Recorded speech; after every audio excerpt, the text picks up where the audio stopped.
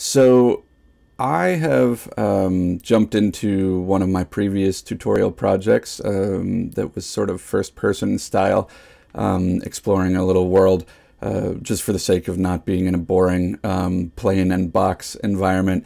But just wanted to point out that in that previous world, if you've seen that tutorial, I was using Unity's first-person controller starter asset.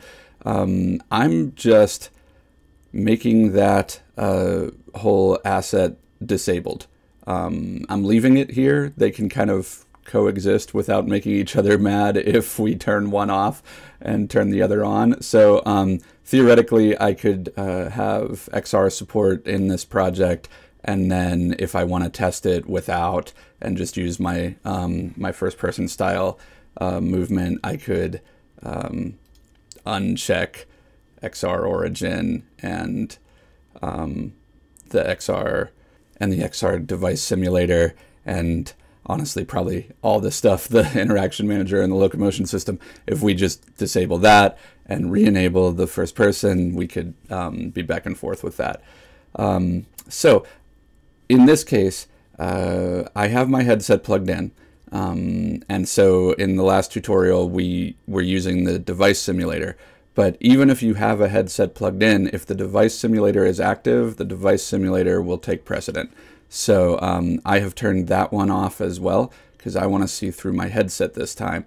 And the reason I point this out is because even if you're developing on a Mac or if you're developing without a headset, at some point you've got to test this thing on a headset, because there's discoveries you're going to make.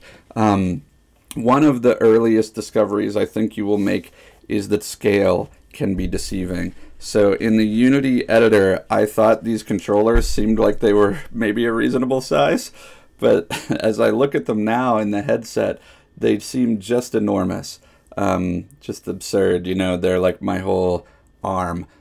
So I've got to make an adjustment there, and this I think is worth pointing out. You might have noticed while you're working with Unity as sort of a new environment to work in, that if you leave the play mode on and then try to make an adjustment, you know, like, oh, I'm going to change the position or whatever, and didn't realize, you know, that you were changing it while play mode was still on, then you turn play mode off, all the adjustments you made go back. So none of the stuff that's happening at runtime, so to speak, while play mode is running, stays permanent. And that makes sense because it's like variables that change while the game is running, right? So, but one thing that could be useful for that, if you were just like, why does it even let you do that? I like to use runtime as a way of mocking things up. So for example, I'm going to open that cube, and I'm going to look at my scale here and see if I can arrive at a scale that I think is more appropriate. So I'm going to cut this in half and cut this in half. And so I'm just checking in my headset and trying to decide what the proper scale might be.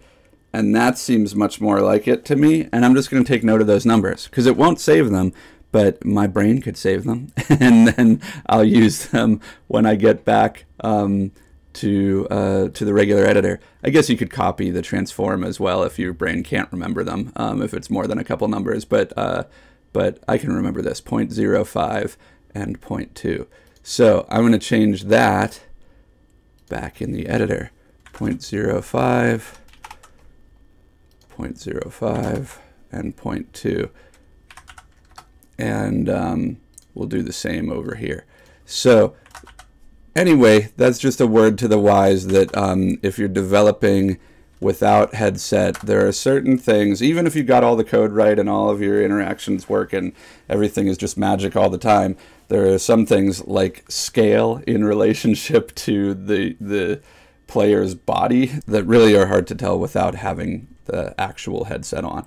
The last tip I have in relationship to scale, before we get on to the subject at hand, is that Unity by default works in meters. So when we say something is like 1 in Unity, it's 1 meter. So like this cube that's like 1 by 1 by 1, that's 1 meter, or like for Americans, this is around 3 feet. So I guess you could do some fuzzy mental math, or even really precise mental, calculator math to decide, what scale of objects should be. Like, oh, this table really ought to be 3.5 feet high. So, figure out the math or whatever. But anyway, I just wanted to let you know that headset is probably proof is in the pudding way of testing the scale of your whole world. Make sure you don't give people a sense that they are unintentionally huge or tiny when you put them in a headset.